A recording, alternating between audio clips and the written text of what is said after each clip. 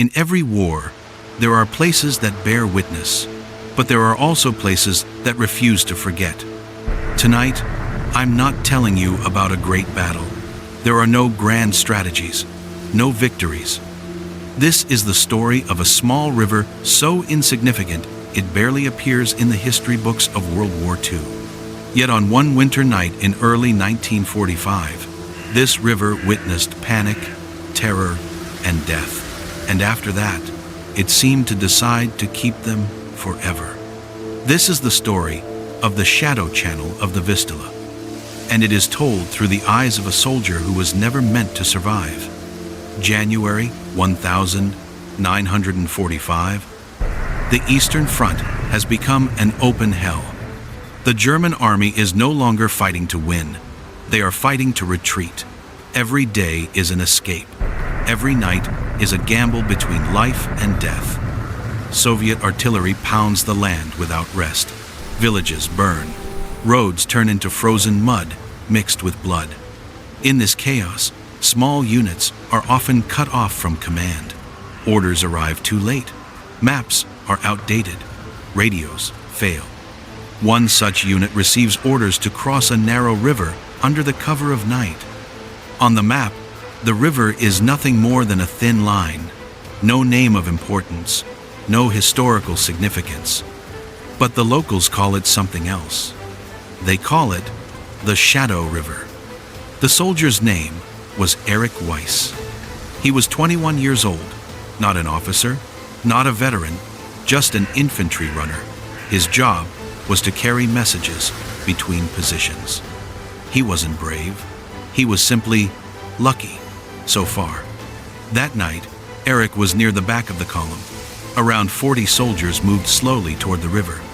No lights, no talking, even coughing was suppressed.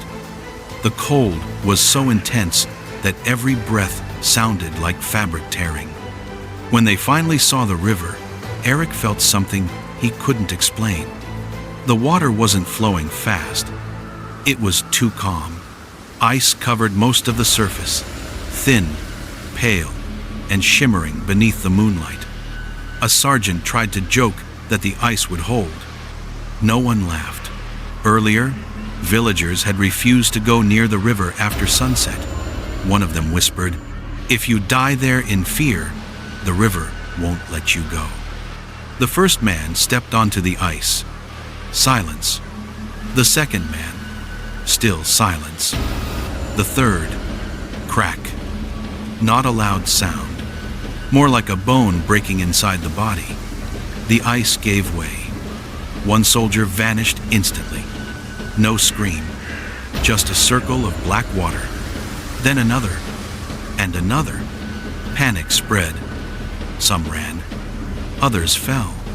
Eric dropped his rifle and crawled. From beneath the ice, he heard terrible sounds. Knocking.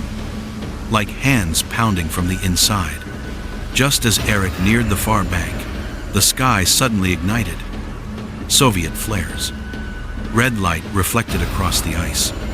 And that's when Eric saw them. Human shapes. Standing beneath the ice. Not moving. Not sinking. Faces frozen in place. Eyes wide open. Mouths parted as if still trying to breathe. They weren't waving. They weren't reaching out. They were simply standing, facing upstream. Toward the crossing, Eric reached the far bank. He never looked back. Days later, recovery teams arrived, and they found something that made no sense. Bodies began appearing in the shallow water downstream. They weren't floating. They weren't drifting. They were standing upright, boots planted firmly on the riverbed. Every single one facing upstream, toward the place where they fell. After the war, a bridge was built, but night drivers often slow down or stop completely. They see figures standing knee-deep in the water, not moving, not chasing, just watching. The locals say the river doesn't return them, it only shows what it remembers. So the question isn't whether this is a ghost story. The real question is, if a place witnesses enough fear, Does it eventually learn how to remember? And if it remembers, will it ever truly let go?